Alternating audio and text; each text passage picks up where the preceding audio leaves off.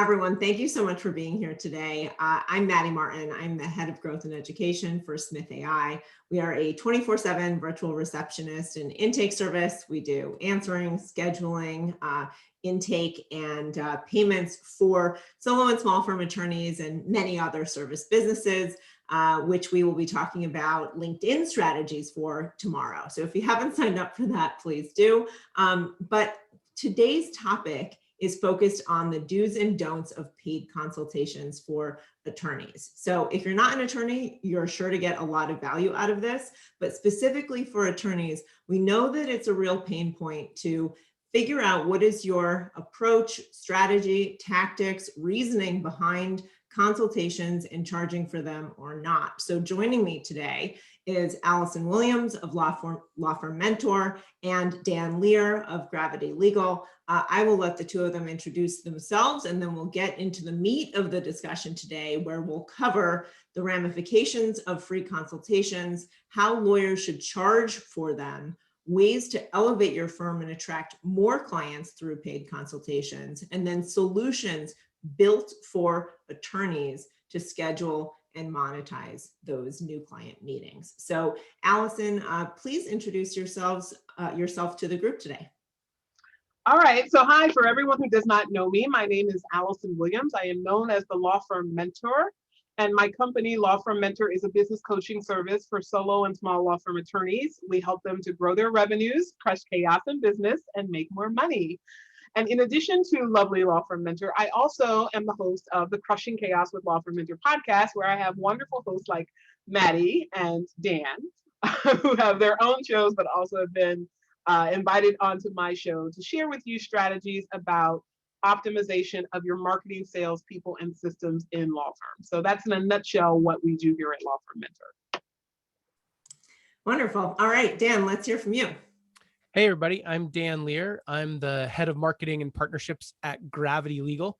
At Gravity Legal, we help small entrepreneurial, mission-driven, consumer-facing lawyers and law firms to ease the pain and burden of getting paid.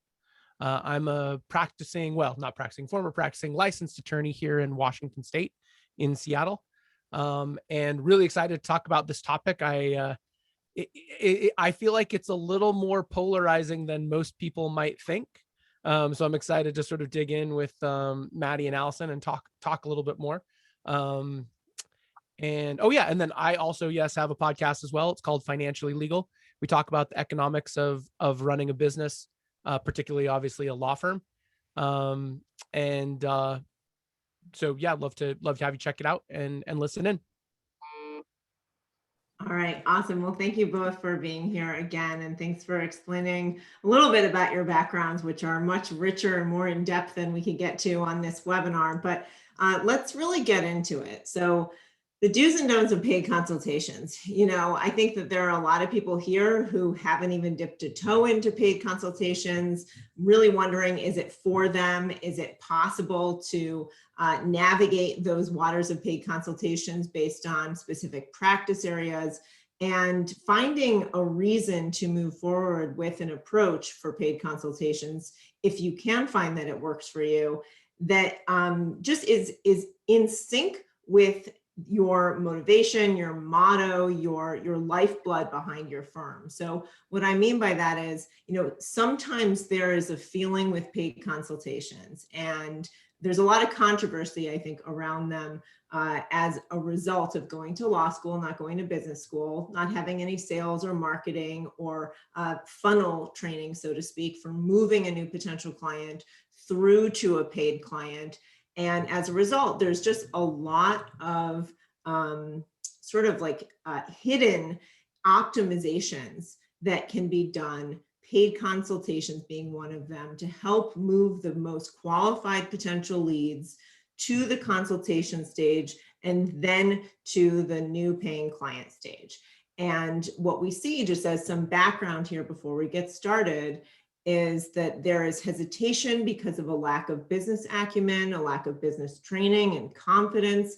We know from the Clio Legal Trends report that the vast majority, like 92% of attorneys, say that law school didn't prepare them for business school. 76% are already overworked. So coming up with a new plan and strategy for newly charging for consultation seems intimidating.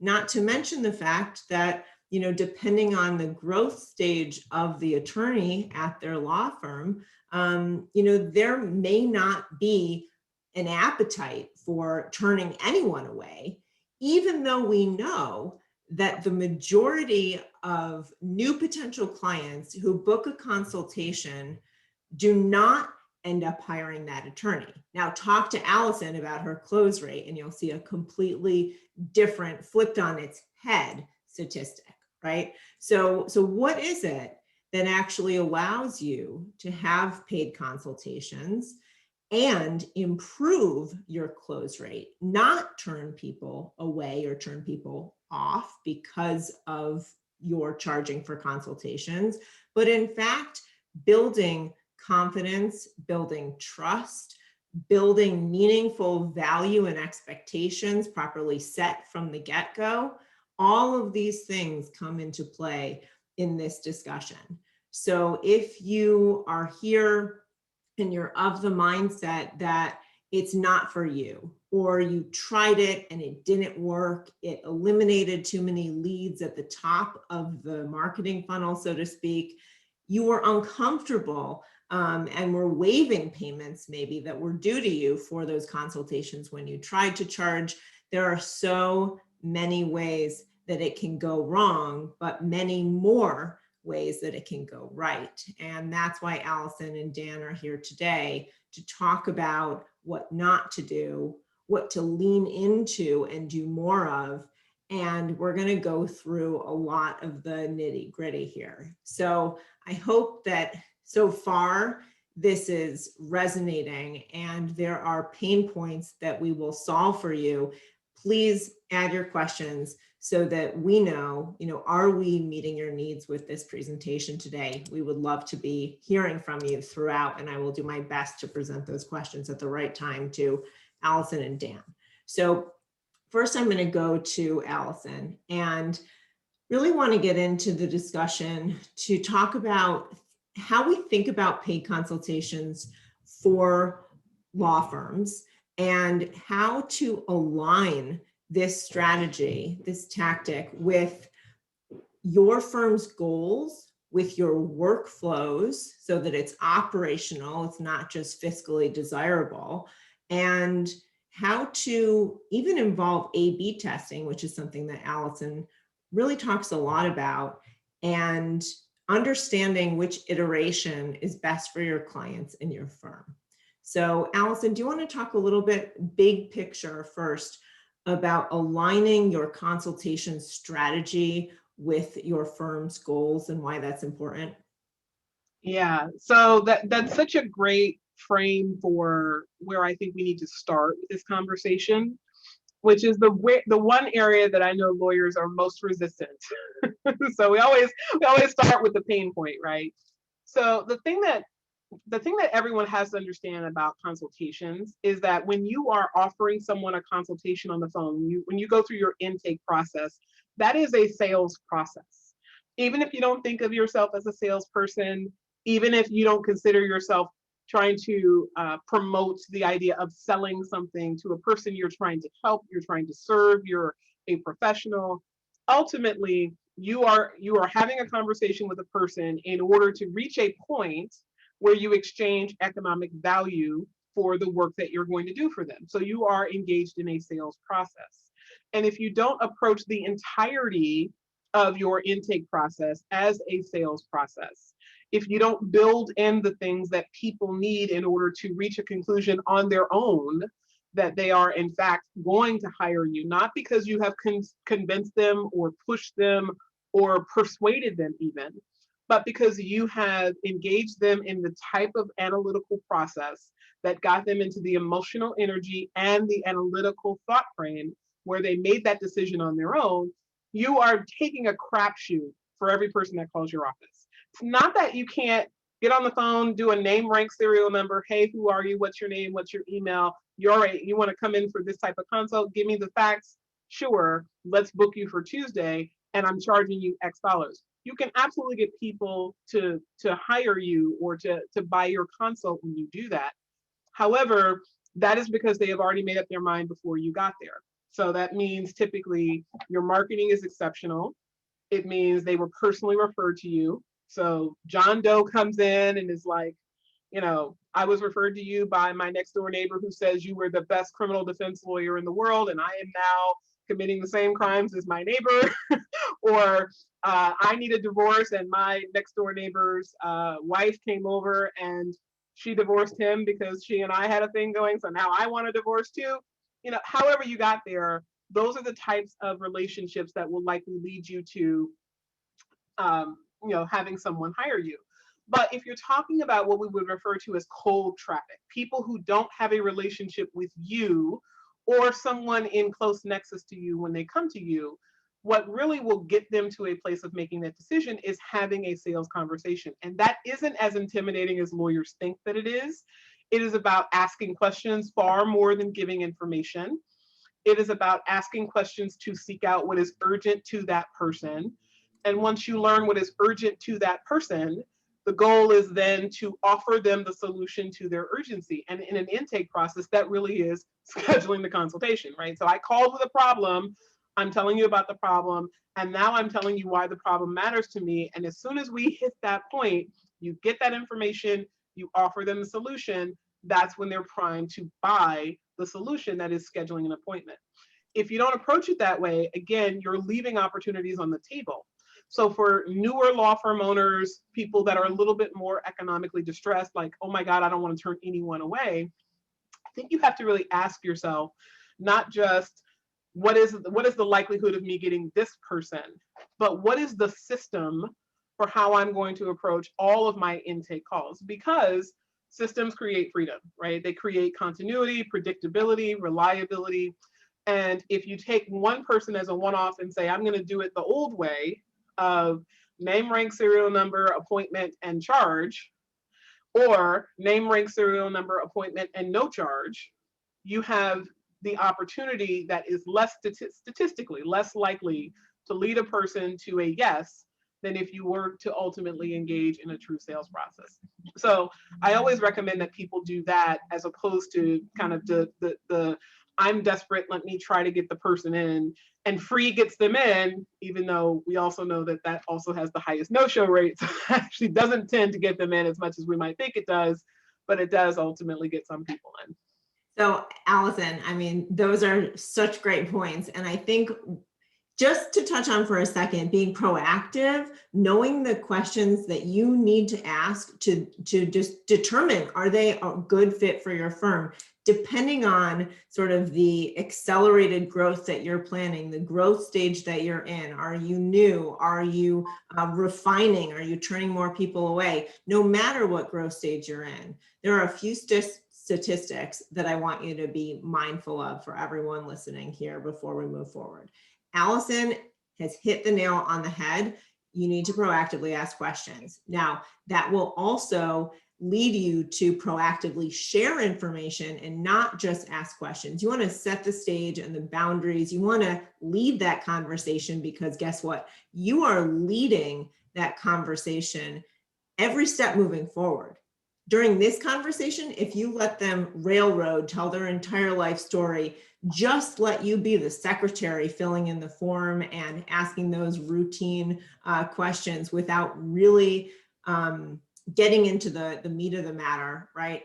Without showing and demonstrating expertise, then you hurt that relationship no matter how it goes forward because they're in control. They're railroading, they're setting the boundaries, not you. So by proactively asking questions, you steer that ship. Now, from the Clio Legal Trends report, we see 61% of potential clients didn't get enough information around the who, what, why, when, how of working with a lawyer, because most people haven't before, and cited specifically the lack of information as the sole reason for not hiring the firm. So if they don't get information proactively, which Allison is talking about, whether you're asking questions that you know you need the answers to and demonstrating expertise that way, or sharing and setting expectations by anticipating their questions because they might not know even what to ask, then you set yourself up for closing them if they are a client that you want to close. Now, couple that with 33% of, and I'm still citing the Clio report, 33% of potential clients feel a sense of urgency to hire an attorney. Only 15% of attorneys report sensing clients' urgency to hire an attorney. So what does that mean? That means that attorneys are, as a group, not aligned in understanding the sense of urgency that's coming through. And that is a point of leverage if you're going to ask for something, because you know that those coming to you are in need within a certain time frame. Even if they have more runway than they think they do, their sense of urgency is real enough to them that it motivates action along the lines of your parameters that you set, which may be payment. Yeah. So Maddy, I dropped a little snarky into the comment section and saying that you were calling us obtuse when we are missing. It's a Clio report. I'm just the messenger. That might not be you, but that is a lot of your colleagues. And if it is, that's a leverage point for you to be different. Yeah, but here's the thing. I think it is most of us, and I say us. I include myself in the process, right? Because human beings are all self-motivated. And I want everybody to hear that, because I think we think of ourselves as being in a helping profession. We want to do something for other people, but everything you do, whether it is volunteering to hand out food on Thanksgiving, or it is volunteering to work for free, you are doing that for yourself. You are not doing that for someone else. You're calling it doing that for somebody else, but you get something out of it. It's more valuable to you to feel like the good person, to feel like you're being altruistic, to feel like you are giving away your services to someone who may not be able to afford, which is almost always bullshit, but nevertheless, that person who says, I can't, you're doing something for them, but you are getting something out of it. In fact, we know that there are some clients that they say, hey, can you call me on a Saturday morning? You say, absolutely. Other people, you're like, absolutely not. Because you have a relationship with one that is different than a relationship with the other. So we have to understand how humans are made and recognize that when you're in the consult, if you're not picking up on that urgency point, that is not necessarily because you're, when I say we're obtuse, I'm being somewhat tongue in cheek, but we really are in our own heads. We're focused on what questions do I need to ask to get this person to yes. And a lot of times we are so focused on selling, we're trying to convince the person rather than trying to get rather than walking the person through a process where ultimately that urgency is felt on its own. Then you have a disconnect. And I know that the Clio Trends report says that the public is saying about a third of the time, based on the number of people that made the report, that they feel urgency. I would have to disagree with that. I think people will tell you a certain thing, right? Because they also have a motivation in how they present themselves. A lot of people don't want to be thought of when they're answering these kind of surveys as being prey to attorneys. So they will often say something that fits with their self-image that they want to hold, not necessarily what they actually feel. If someone stopped their life, called a stranger, got information online, made an appointment, came to your office or came to a Zoom meeting, depending on what it is, given the times that we're in, and then shared intimate information about something that they're accused of doing or something that they want to do or something that they're trying to protect themselves from doing, they have an urgency. That urgency may not be felt as palpably as you would feel like somebody who says, I got a call from the prosecutor's office, I've got to turn myself in tomorrow, right? That's a very palpably, understandably urgent thing. Maybe the person is calling and saying, my grandma just died and I'm concerned about what's going to happen if, God forbid, I died without a will, but I'm not planning to die anytime soon. Maybe I'm in my 40s, right? So it might not be a thought that there's true urgency, but you have to understand that urgency isn't necessarily urgent like the building's on fire. It's urgency as in what is going to move this person to take some action to move from where they are to where you want them to be. That's all it is, right? 100%. Allison, so I want to pipe up here. I want to, and this may be a first for me in just about any public legal forum. I'm going to try to defend my my obtuse lawyer brothers and sisters here. Like I totally I hear what you're saying, but let's, or I'd like you to talk, or we can talk a little bit, because I feel like I've been engaging in some more sales activity recently, and I've found it's really sort of exercising a different part of my brain, a new part of my brain. Like, because I've been in these situations where I've got, let's take, a consult in front of me, or prospective client in front of me, and simultaneously that power, that desire to want to help is so strong. And yet, like, I feel like I've got to sort of run a different type of process to start thinking about how to move this person to a place where, frankly, I can help them for money, which is like the reason that we all like need to do this, to your point, right? If we sort of get over this notion of like, at the end of the day, altruism is at least partially, if not mostly, about us. That's for a different philosophical podcast or webinar or whatever. But like, I think a lot of attorneys on the, on this webinar and more broadly would like to be able to be more effective at getting these consults to pay. But I think, again, like there's like this real push pull of like, I need to know how much to help, but I also need to know how much to sort of help them to help me, or vice versa. So can you talk about, and I think one of the things we can talk about maybe as we go forward is, part of this is about building a system. Mhm. But I think another is like kind of, figuring out kind of how to run that process in your head. Do you think you can speak to that a little bit? Or Maddy, looks like you've got some thoughts. So Allison, I think this is the perfect time to talk about testing. Okay. So Dan, I love that you're raising this issue about, how do you overcome yourself, which is really what you're saying, right? I have the urgency to just spit out the answer. Totally. And I want to be helpful, right? Over to right.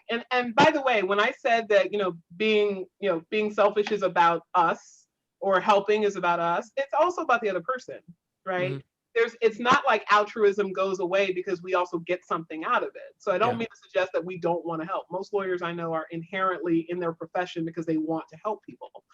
But when you think about like, how do I choose in this moment not to, spit out a number or tell the person this is, because this is what we try to do. We try to put ice on the fire of the person. So the person calls us and they're urgent. They're like, oh my God, I'm about to get, my house is going to go into foreclosure. You've got to help me, blah, blah, blah, blah, blah, blah, blah, blah. And then you say, oh, don't worry about that. There's the statute that says this, there's this moratorium. And because you want to help the person feel better. Okay. The problem is you have to suspend your internal emotional desire to get the person to feel good about you in the moment, which is what you're doing, right? Because as soon as you give the answer, you get to be the savior. They get to look up to you. They get to think that you are the best person in the world. You get to have that psychological satisfaction of helping in that moment. You have to put yourself on the back burner. You are doing something truly altruistic by pausing and saying, how best can I help this person? The best way to help this person is not to give them the ice to the fire that they have right now, but to get them to the place where they can ultimately put the fire out forever. Because right now they're bleeding, right? I put a Band-Aid on them, I send them home, then they bleed out in their sleep when they get home. As opposed to, I don't put the Band-Aid on right now, I let them bleed a little bit because that's the state that they're in. I didn't cause that. I'm not exploiting it. It exists. I take that person, I guide them over to the emergency room. That's where I can perform my surgery. You have to think about it that way. And for most of us, that is going to include excising ourselves from the process where that pain is first going to hit. So for intake, I always tell people the first thing that you have to do is think about intake as a conveyor belt. They come to your office, they have a communication with whomever's answering the phones, whether it's Smith.ai or a receptionist or a legal assistant, whomever it is. That's the first point of contact. Then you go over to intake. Intake is where we ultimately solve the problem of getting you into the office for a consultation.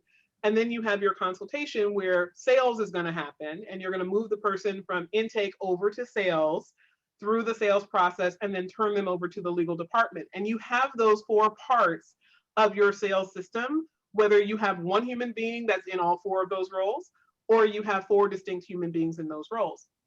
You have to think about that in terms of what your structure is. Now, once you have your structure, you have to try and test different things. So for people that say things like, Laura French asked a question in the Q&A that I thought was a brilliant question that I want to actually specifically address, which is, before COVID, I had a great conversion rate, like 90%. And I believe paid consults are a good thing, but I'm hesitant because, I don't want to lose that opportunity because of where we are in the world right now. And so what I would say to Laura and what I would say to any person is that the testing and tweaking of your system is something that is going to iterate, and there will be changes to your system. So in other words, I just literally this morning was talking about systems, and we just started the process. I'll be talking about it all week. But the system of intake, just like every other system, you don't create it and set it and forget it. Your system has to serve the needs of your business as it is right now. So you have to take certain basic knowledge that you understand about people, about psychology, about science, about sales, about the way that behavior happens relative to your industry. And you make a system based on the hypotheses of what's likely to happen in the best case scenario. Then when you're not in the best case scenario, you iterate. So for instance, last year, a lot of people had economic retraction in their area. What did they do? Well, the person that says, I charge a $700 consult fee, and that's what I do, and I don't change from it, that may be fine. In fact, some people may still look at that firm and say, well, that's an exceptional firm. They have exceptionally high prices because they are an exceptional quality, and that a lot of people do have that belief, right? People will think more of Bergdorf Goodman than Kmart just by virtue of the name, regardless of what you buy within the store. But that firm may be losing business because there may be somebody who would buy at 500 or 300 who could still be a good client, but would not buy at 700. So the firms that iterated and said, we charge 700 for a consult fee. We're now going to charge 200. We're going to charge 300. We're going to charge 500. Or we're going to do the kind of the non-fee fee, which is we're going to charge a consult fee, but we're going to waive it if you hire us. Or, if you hire us within, 5 days of coming in for a consultation, that fee is going to be waived. Or a show-up fee, i.e. we'll charge a fee, but it is only to ensure that you show up for the appointment because you're taking time from someone else. You no-show, the fee is ours. You show up, the fee either becomes credited to your retainer, or if you don't hire us, we give you the fee back at the end of your consultation, so that you can deal with the psychology of people saying, I want to get this free, right? So they feel like they're just giving you the money to hold until they show up and get it back. And then when they have a powerful sales conversation at your office, they ultimately will hire you and you'll get to keep that fee anyway. So you do have to make adjustments and try and test your systems the way that they are now to fit what you're going to do in the future. So Allison, I think that strategy that you mentioned as the show up fee is also very interesting because you already have them engaging in the behavior that you want to continue if they're a good fit for the law firm. So it's less likely that someone is going to say, I paid that show up fee, I had the consultation, no, I think I'm going to go back to the drawing board. I want to have more consultations. I'm going to go through the hassle of, paying that or trying to get my money back or putting this on hold, put a pin in it. Maybe I'm going to get a refund or not. I really feel like doing more work here and spending more time trying to find an attorney, said nobody ever, right? Like very, very rarely does that happen. You already are invested by the nature of that process. So that's also, from a psychological standpoint, very powerful. You have the buy-in literally before you get on the phone, and unwinding it is something that is far less likely for that person to want to do. So I think that's by far the most sophisticated model that you normally would come across with paid consultations. So if it can work for you, and maybe it works for a variety of practice areas, that's one that's pretty compelling. It is a little more complex, but you get a lot of those behaviors ingrained. Yeah. So I just want to, Dan, before we, go ahead. I just want to answer a couple of the questions that are in the chat. Yeah, Monique had one that I thought was very good around a lower fee. Yeah, so John is asking to review the issue of waiver, or the examples I gave about waiver. So there's a few different examples. I just want to state this for everyone that's on the webinar and that's going to hear it later. So first, you can charge what's known as a show up fee. right? Where the person is told you're going to pay a consultation fee. However, it is waived when you show up for the appointment. Okay, that is to induce the person to come into your office. Now, of course, I know that we're doing things by Zoom now. We're oftentimes doing things by phone. In-person consultations still are statistically the most likely, based on all data that we have on sales, to get you the highest conversion rate, assuming that you are truly having a sales process. So you tell the person, we pay a, you pay a fee, you come in. If you don't hire us, you get the fee back. Okay, so the whole idea is that you want them to commit to the process. You want them to commit with their dollars to say, this is important enough that I know I'm taking time from you. I'm going to honor your time. And in exchange for that, I'm going to, if I decide no, after the consultation, I get my money back. So that's one. The second is that you can charge a disappearing fee, right? So the fee starts as a consultation fee, but it ultimately is credited against the retainer fee if the person hires you. So let's say you charge $300 as your consultation fee, you charge a $3,000 retainer fee. When that person comes in and ultimately gets to yes, you can either say, I'm going to charge you the balance of the $2,700, you don't pay the extra $300, or you pay $3,000, but I'm going to give you an hour free when you start the process. Let's say $300 is your hourly rate. So that would be the way that you're doing that. And there are different psychological cues that will tail off of that. The whole idea, though, is to give the person the feeling of free, because sometimes it really isn't that a person doesn't have the money or doesn't want to spend it.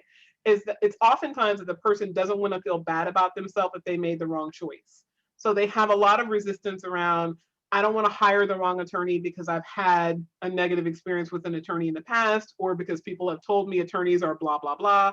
And so they want to feel like they are not giving money until they have truly decided you're the one. If that is in fact their belief system, you can give them that feeling while still honoring ultimately not giving them a free consultation. The other question that came up in the chat was that if within 10 to 15 minutes of a paid consult, they discover and we as a forum, it is not a good fit. So the reality is there should be things built into your intake process that tell you about a person before you get to the actual consultation process. Part of that is your basic information, right? Who is the person? What is their problem? How are they approaching the problem? But there are also some things that you can look for, like what is the attitude with the staff? How do they approach their problem? You can do kind of litmus test questions like on a scale from 1 to 4, how important are the following things? This attitude, this behavior, this goal, etc. If you still ultimately find that the person is a poor fit, you can always refund the person's money and say, this is just, I have the sense that you would do better. You'd be better served working with someone else. Yeah, that was going to. Oh, sorry. Go ahead, Dan. No, I was just going to say that was going to be my question, Allison. Is should you take the consult from anyone who will pay? And it sounds like there should at least be some kind of qualifying process that you're going through as you're sort of bringing someone in. That even if they're not a good fit, once you get them seated in front of you or connecting with you virtually, you even could potentially send someone out of the intake process if you can tell already up front that they're not a good fit. Yeah, well, I guess that also depends on a little bit of what Maddy said earlier, which is the growth cycle of your law firm, right? Right. Good point. I will be very candid. When I was growing my law firm aggressively, I represented people that I didn't like. I represented people that I would have chosen if I was just going with ideal. Because to me, it was more important to get the dollars and move on to the next thing so that I could achieve my goals for growth.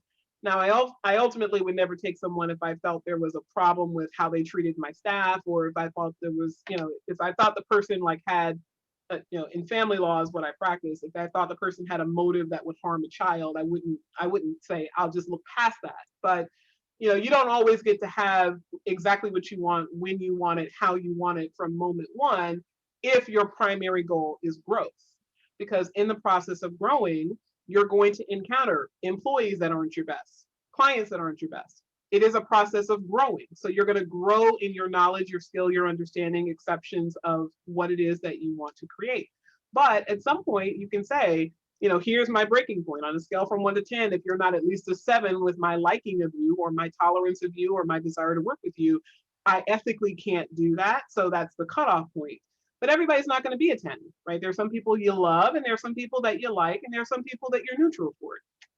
Right. Yeah, so I just want to step into that for a second, because there are, Dan, a lot of questions that you could ask up front that we ask, on the front lines every day in calls and chats. For example, is it the right practice area? Are you determining that they're contacting your firm? If you have, online scheduling with instant, payment on your website, for example, or through an AI chatbot where there's not a live human, then you definitely want to ask the right questions up front to determine, do they represent the areas that you cover at your law firm? And then are you capturing the information that you need to do that next qualifying stage before the consultation ideally takes place? Maybe after, if it's a live transferred call, in the moment, sort of accepting that payment and the person is available to do the consult. But you might want to ask other things, like Justy Nickel, criminal defense attorney in Colorado, is going to ask, do you have a court date scheduled? If so, when is it? If it's tomorrow morning, is she going to be able to be there? She's got a lot of automated workflow. So actually, in her particular case, she actually can be in a lot of situations, but many can't. So there are qualifying questions that you're going to ask up front. Maybe, how many attorneys have you talked to, if any, before contacting our firm? Oh, 3. Sorry. Right. So there are questions that you will need to determine. What do you need to get beyond just basic contact information that will set you in the right direction? There are other things that will happen afterwards, like conflict checks. Did you look into the case and it's not actually something that you're comfortable or you feel is within the ethical boundaries of where you will work? Or it's just not a case that your firm takes for whatever other reason. You can always say, I'm sorry, we won't be able to move forward. And it's up to you and how you frame your agreement and your terms up front. What was that fee taken for, right? Are you making it explicitly clear that that fee, whether or not you proceed, and it's up to you as the attorney to make that determination, that fee was taken for that time used. If you choose to give it back, you can and go outside of your policies, but you can't write new policies after you've taken the money. So I want to, before we move on from the pricing point, I want to ask just sort of one more question to Allison. So like, we build this process to sort of handle this kind of hopefully massive or at least meaningful intake flow. Should firms be looking at these kind of this revenue for paid consultations as a profit center? Like, as they think about optimizing that cost, is this something they should be like trying to make money on, or is it really a marketing expense? Like, how do you think about that? Yeah. I think about it like an opportunity cost, but I'll let Allison. Yeah, I'm pretty much with Maddy. I was going to say I would never ever advise somebody to think about it as a profit center. Okay, this is all a cost of marketing, just potentially cutting down your costs to bring these folks in. Well, so it's interesting when you call it a cost of marketing, because it could be a marketing cost, it could be an operations cost, right? Oh, sure.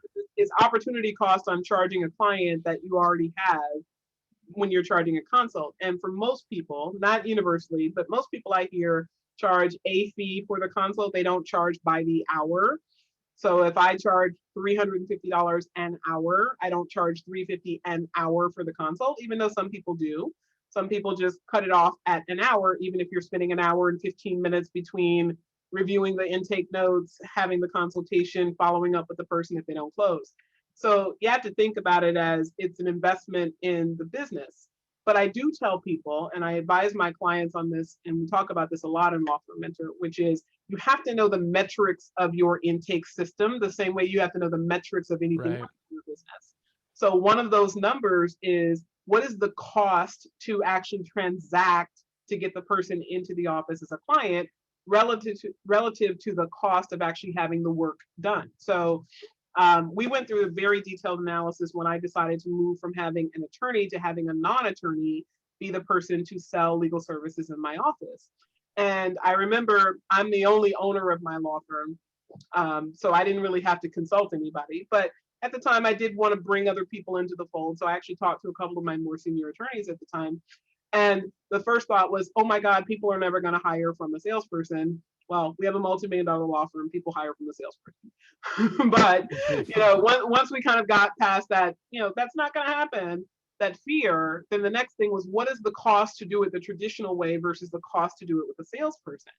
So I had to factor in, what is the likely conversion rate of an attorney, and how many hours are they not billing during the time that they're billing a consult, right? So if you think about it this way, an attorney who bills at $300 an hour and meets with 2 people a week, and it takes on average 2 hours per person, that's 4 hours at $300 an hour, that's $1,200.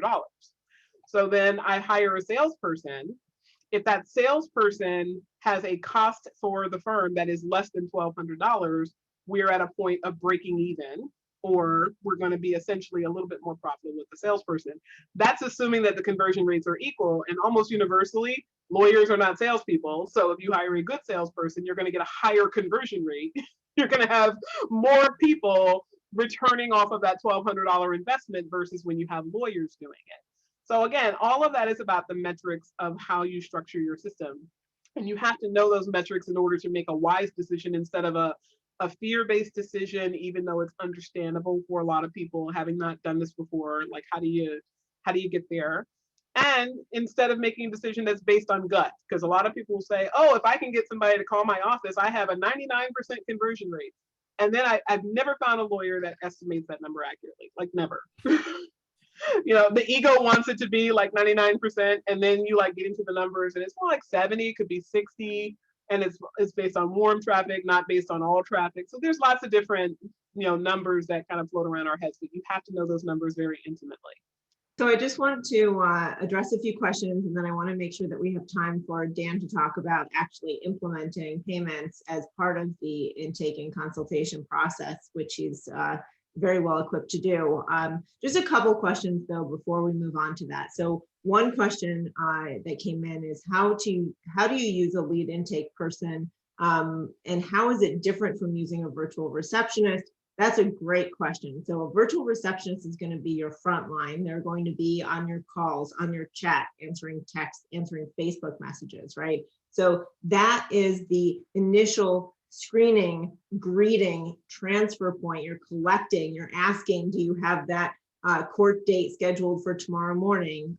What is your information? Are you in the right metro area, et cetera, to do that pre-screening qualification. The intake is actually the much more in-depth process. You can imagine if you are doing medical malpractice, there is a boatload of intake. If you're doing personal injury, there is a lot of intake and data collection that goes beyond the first 3 to 5 minute phone call. So, or website chat, which are often 3 times longer than a call. So you can get through a lot of information, but the intake is going to be a highly specialized process that is clearly in the sales funnel at that point, or determining whether or not it's going to move forward with more data, with a goal in mind of determining, is that person going down path A or path B for referrals or not moving forward, sort of denial. It's really important that you don't put more responsibility on that front line than they can handle, because that's what leads to disappointment. That's a more of a judgment role, guided by the system that you set up.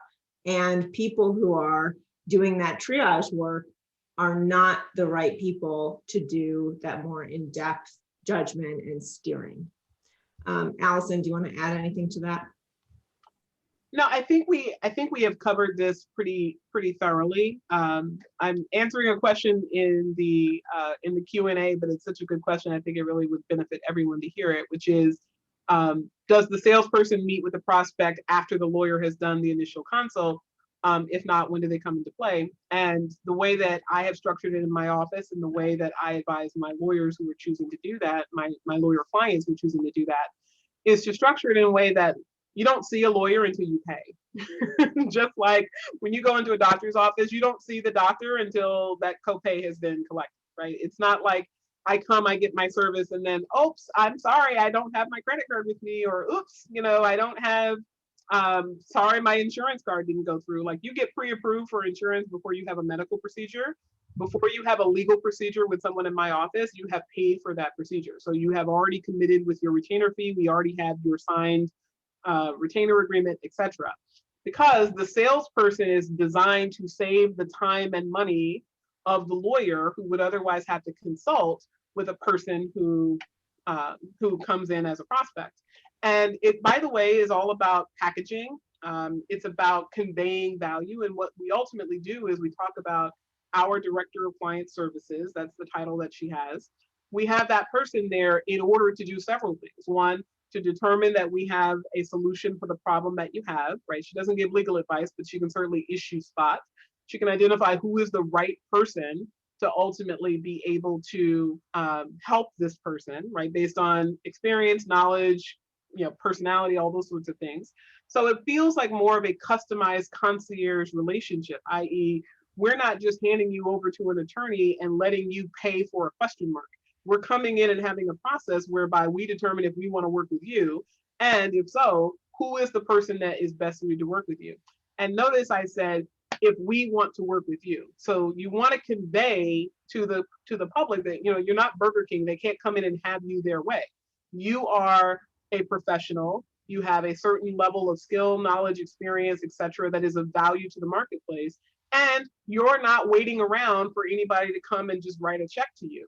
You are somebody who decides whether or not you believe in the righteous cause of the action asserted by the client in order to bring that person into the fold. And when you do that, by the way, you have a better relationship with the client because they value you coming in. The person is not paying simply because they can. They're paying because you have said, I can help you affirmatively. You believe in the client. So the client comes in with a certain level of, I have won over this person of high status.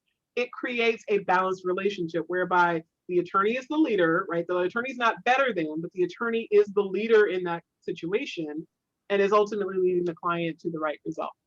Right. So, I mean, again and again, setting boundaries and expectations is critical. Also, when you're taking payment, and we'll move on to Dan to talk about that, when you're taking payment, you're making it very clear that this is not starting, an agreement for you to be the attorney, right? So you have to be clear, what is that payment for, and set guardrails around that.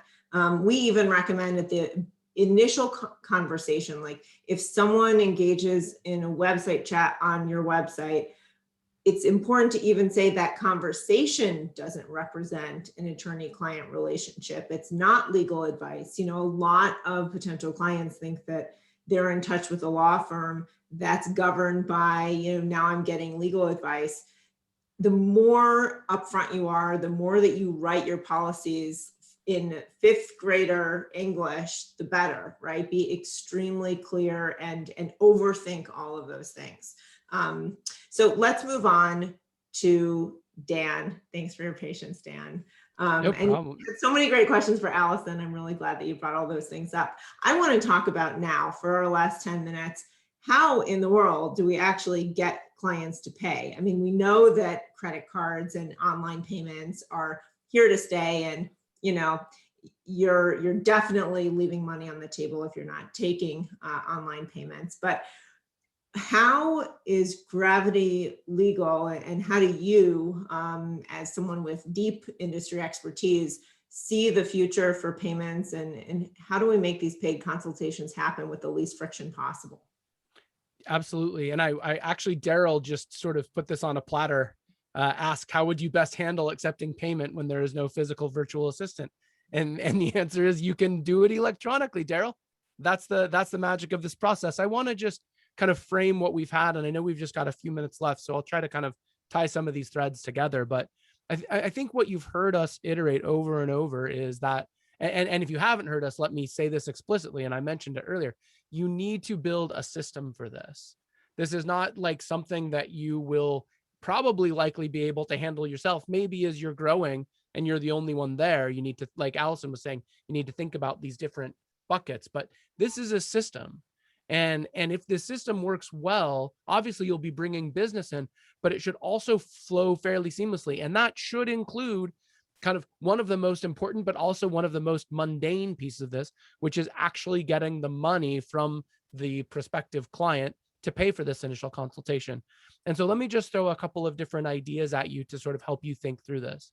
Obviously, one thing you can do is use a scheduling technology. And again, we can talk in another webinar about how you can integrate something like Smith.ai or Acuity or Calendly or other technologies. HubSpot has some of this technology into this process.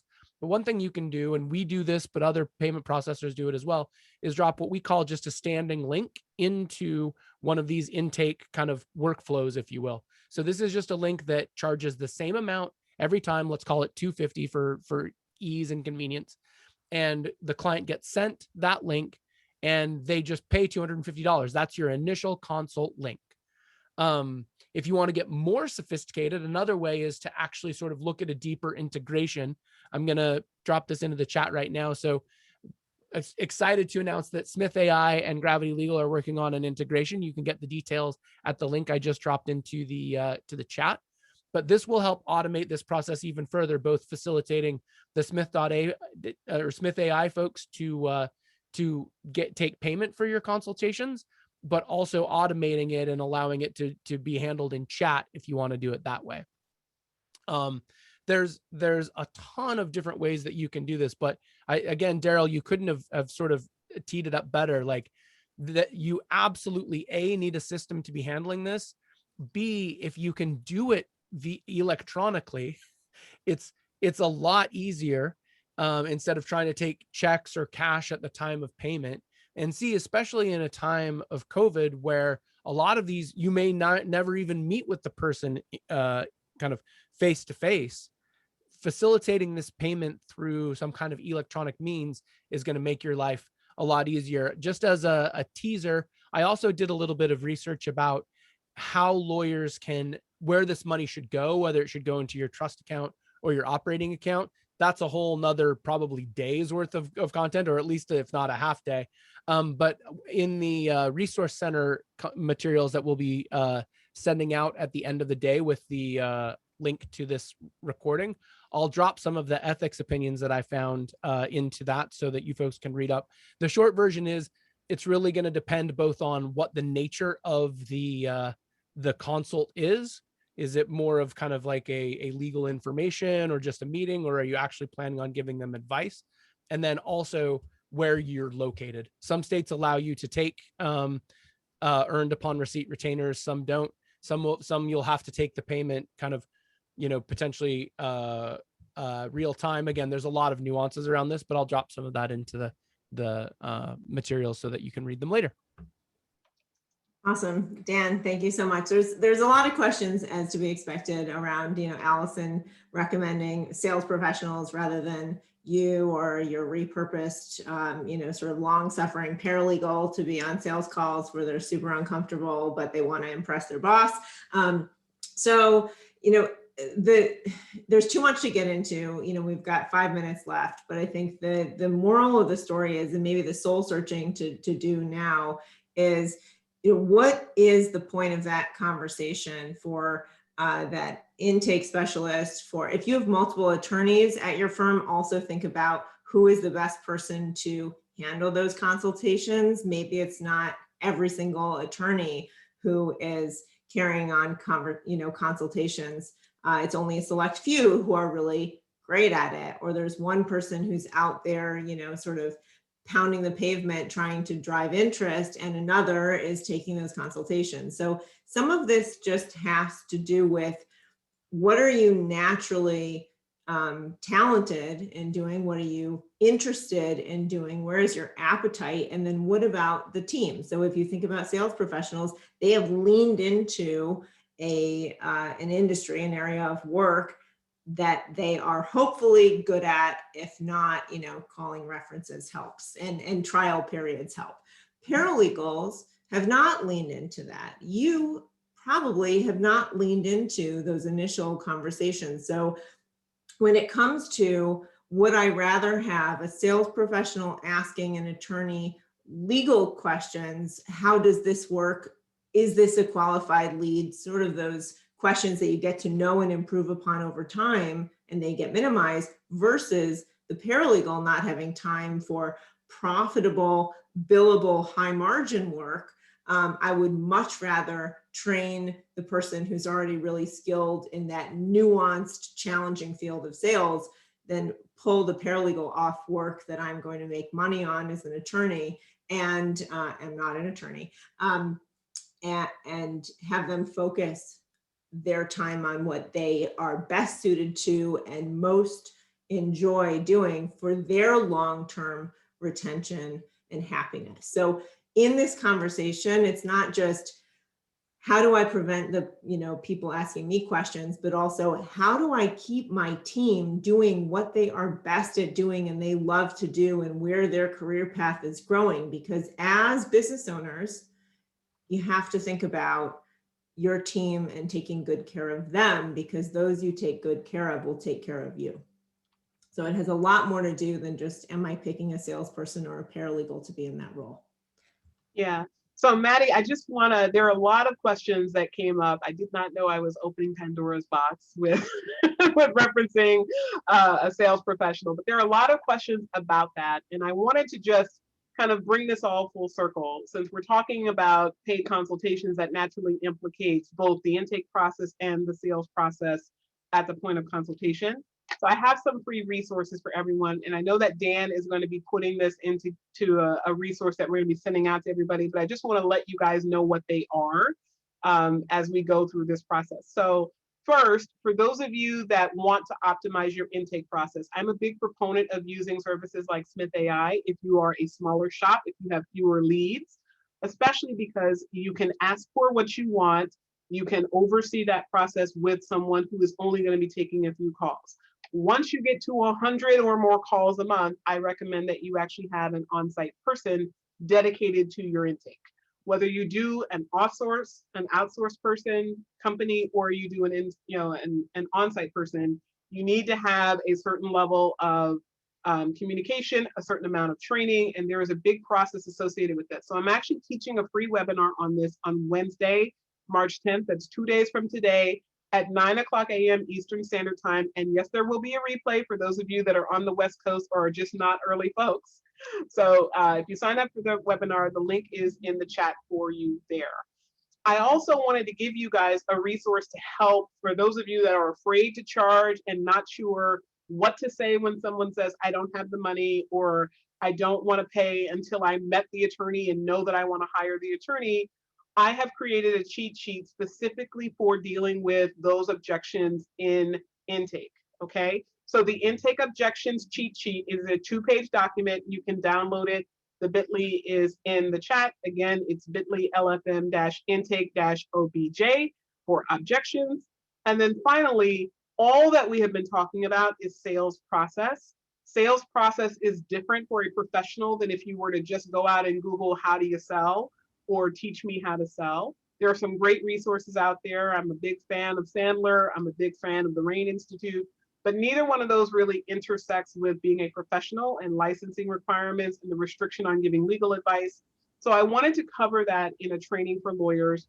It's absolutely free. Again, it is a 5-video training series. So once you opt in for it, you get a video a day over 5 days that teaches you things such as how not to give legal advice, why not to give legal advice, how to have conversations that are about asking questions so that you don't get 5,000, what's my legal remedy, what's my answer, what do you tell me about the law type questions, how to deal with the money talk, and how to deal with objections to money and other objections that will come up in your consultations. So those 3 resources, I put those in the chat earlier. I'm going to, now that someone else has commented, put them in again so that you have them separate and apart from my other comment to Melody. So those resources are available to you, and I know that Dan is going to put those all together. Yeah, and so what I'll do to buy Dan a little bit of time, I'm going to send the recording, and then I will also send the resources that we provided here. We'll do a follow-up email either from Dan or myself with that full resource list together, but want to get the recording to you and some of these things as soon as possible so you can get get to work on them today. Dan, what's the best way for folks to get in touch with you and learn how to bring Gravity Legal into their firms? Yeah, I dropped it into the chat. Folks can email me at dlear@gravity-legal.com. I actually dropped my schedule right in there, so folks can reach out there, and then you can always book time with us directly from the Gravity Legal homepage at gravity-legal.com. Awesome. Everyone, thank you so much for spending the last hour with us. And Allison, Dan, you never fail to deliver. Thank you so much for a fantastic conversation, great advice, and just tuning into the conversation that's on everyone's minds these days is how best to utilize their time and energy and money and their teams, and just build a scalable, sustainable law firm that really of their dreams. So I hope you have a wonderful rest of the day, everyone. See you all soon. Take care.